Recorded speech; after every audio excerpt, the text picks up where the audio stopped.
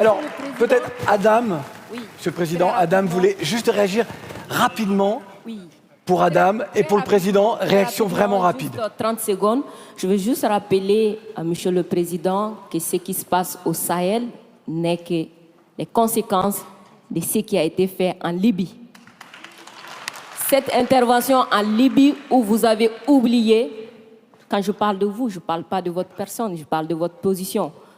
Vous avez oublié l'existence de l'Union africaine. Monsieur le Président, vous l'aimez le dire. Nous sommes au Mali pour aider le Mali.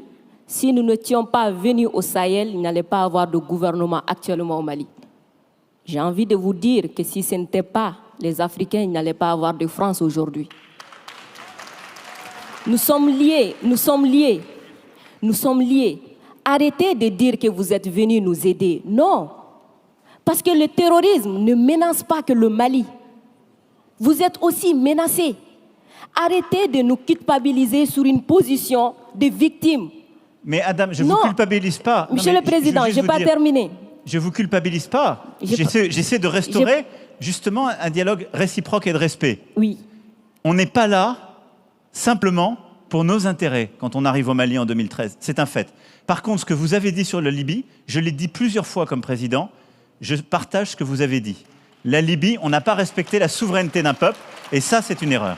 D'accord, merci d'avoir reconnu ça. Et si vous reconnaissez ça, vous allez voir que ce qui se passe au Sahel n'est que les conséquences de cette intervention. Donc, vous êtes au Sahel pour corriger l'erreur que vous avez commise en Libye. Et en corrigeant ces erreurs, vous êtes en train de commettre d'autres erreurs. Monsieur le Président, je vous rappelle que l'intervention militaire étrangère n'a jamais réglé un problème. La Libye, elle est comment aujourd'hui? L'Afghanistan, c'est comment aujourd'hui? Donc l'intervention militaire ne va pas arranger les choses. Je ne voudrais pas que mon pays soit comme la Libye. Prenez votre responsabilité et surtout arrêtez de dire que nous sommes là pour vous aider. Non, vous n'êtes pas là pour nous aider. On est ensemble. On a un ennemi commun. On le combat ensemble. Et pour finir, ces sorties ces derniers jours entre vous et les autorités maliennes, c'est juste une honte. Parce que c'est une honte. Vous avez le même ennemi et l'ennemi, il est grandi. L'ennemi, il prend de l'ampleur dans ça. Adam, dites-leur. Faites-moi plaisir. Dites-leur. Du coup, arrêtez ça. Arrêtez ces discours paternalistes. Dire que nous allons vous aider, Non, nous n'avons pas besoin d'aide. Nous avons besoin de coopération. Nous avons besoin de partenariat. Et nous sommes liés par l'histoire, mais nous sommes liés par les dangers. Nous sommes liés par les défis. Mais je suis 100% d'accord avec ce que vous venez de dire. Mais après, vous ne pouvez pas me dire, vous ne pouvez pas couvrir les propos inacceptables qui ont été tenus par des gens qui, eux, n'ont ni la légitimité ni la légalité pour eux. Or, ils ont tenu des propos inacceptables. Non, mais je vous le dis. Et vous ne pouvez pas me dire, on doit avoir un dialogue équilibré, réciproque, et me dire, dès que je vous parle avec le cœur et que je vous dis la vérité, je serai paternaliste. Je ne suis pas paternaliste, je suis sincère. J'ai droit à la même sincérité que vous. Me demandez pas, dès que je dis la vérité, je serai paternaliste. On ne va jamais s'en sortir. Vous me dites la vérité avec votre cœur, vous me prenez à partie, vous me bousculez. J'ai le droit de vous dire ma vérité aussi. C'est pas du paternalisme, c'est de la sincérité. Ok, Monsieur le Président, non, juste pour dire que la sincérité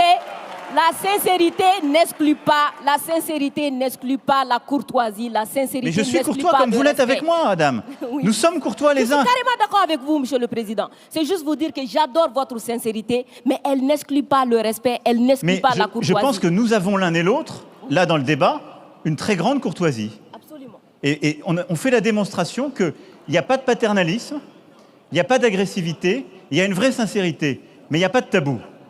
Et ce que vous avez décrit sur ce qu'on fait au Sahel, c'est exactement ça. Moi, je ne pense pas que l'intervention militaire soit l'alpha et l'oméga. Je pense le contraire. Et donc, le problème que vous avez aujourd'hui, c'est qu'il y a une autorité de transition qui dit « ils devraient rester là militairement, parce qu'ils ne veulent pas faire le travail ». Nous, mais exactement, il y a des accords avec des engagements de toutes les parties.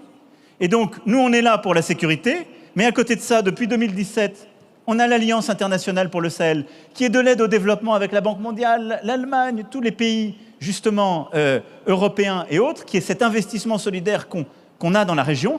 Et il y a le rôle du retour de l'État. Chacun doit faire sa part. Et plus vite le reste est fait, plus on peut se retirer militairement, ce qui est beaucoup mieux. Parce que je vais être clair avec vous, je partage totalement la finalité jamais une intervention militaire ne remplace le travail d'un État. Jamais. Et moi, je peux vous dire les yeux dans les yeux que je n'ai jamais envoyé l'armée française contre un État souverain ou pour remplacer un État souverain. C'est ce qui a été fait en Afghanistan, ce qui a été fait en Libye. C'est la grande différence avec le Sahel. Refermons le chapitre.